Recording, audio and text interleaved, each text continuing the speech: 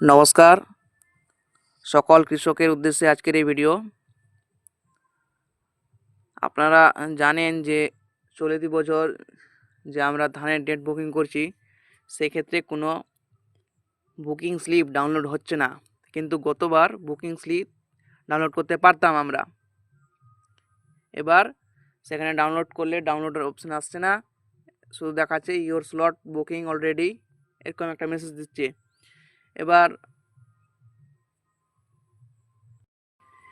এবার যারা আমরা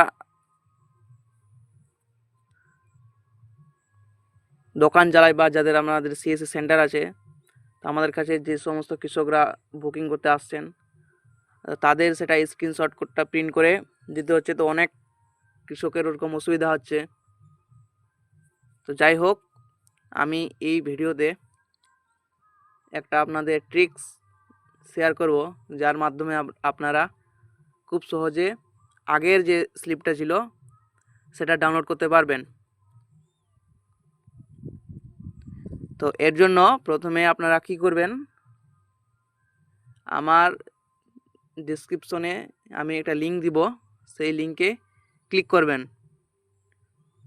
ক্লিক করার পর এখানে লাস্টে দেখবেন যে লিঙ্কটা ভালো করে লক্ষ্য করবেন। হ্যাঁ, কোনো কিছু আপনারা চেঞ্জ করবেন না। এভাবে আপনারা লিঙ্কটা যে কোনো একটা নতুন ট্যাবে ওপেন করবেন। ওপেন করার পর দেখুন যে সমান সমান যে চিহ্নটা আছে সেখানে সেই কৃষকের বা কাস্টমারের রেজিস্ট্রেশন নাম্বারটা পুট করবেন।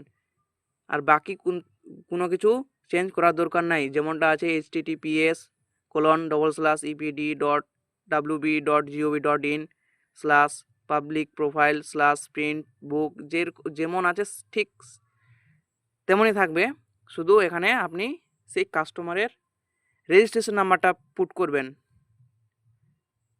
যেমনটা আমি এখন আপনাদের স্ক্রিনে দেখাচ্ছি, যে কোনো একটা কাস্টমারের রেজিস্ট্রেশন নাম্বারটা আমি পুট করব।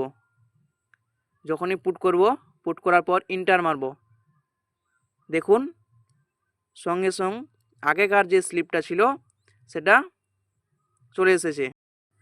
তার আগে আপনাদের কাছে একটা অনুরোধ রইল, আপনারা ভিডিওটি কোথা থেকে দেখছেন সেই ডিস্ট্রিক্টের নাম এবং আপনার নাম অবশ্যই আমাকে কমেন্টে জানান। আপনাদের মতামতগুলো আমাকে কমেন্টে জানান, আমি যথাযথ তার উত্তর দেওয়ার চেষ্টা করব। এবং আপনারা যদি চান যে বুকিং করার সময় আপনি বুকিং করতে পারছেন না, দেখছেন যে সব স্লট বুক হয়ে গেছে, যখন আপনি বুকিং করছেন ঠিক রাত 12টায়, তখন ওয়েবসাইট লোডিং হচ্ছে, বাফারিং হচ্ছে, খুলছে না, আপনি বুকিং করতে পারছেন না। কেউ আবার 5টা 6টা করে বুকিং করছে, কেউ 1টা কেউ 2টা, আপনি কিন্তু করতে পারছেন না। তো কিভাবে আপনারা করতে পারবেন তারও একটা আমি ভিডিও দিব যদি আপনারা চান। তো আসছি মূল ভিডিওতে। আপনারা এইভাবে ওই লিঙ্কটাতে ক্লিক করে শুধু রেজিস্ট্রেশন নাম্বারটা চেঞ্জ করবেন আর নতুন একটা ট্যাবে পুট করবেন, তাহলেই সেই কাস্টমারের বুকিংয়ের স্লিপটা আগের যে স্লিপটা ছিল সেটাই চলে আসবে। এবার দেখুন এখানে ডাউনলোড অপশান আছে, বা আপনারা সরাসরি প্রিন্ট কন্ট্রোল-P মারবেন, এইভাবে আপনারা প্রিন্ট করতে পারবেন। তো আমি আপনাদের জন্য একটা প্রিন্ট করেও দেখাচ্ছি। এখানে আমার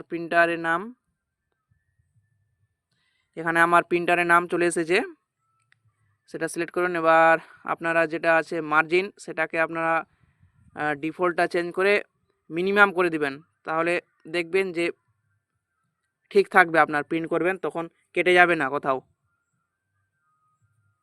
আর বাকি যেমনটা আছে A4 এগুলো ঠিক আছে, সব করবেন। এবার প্রিন্ট করে দিবেন।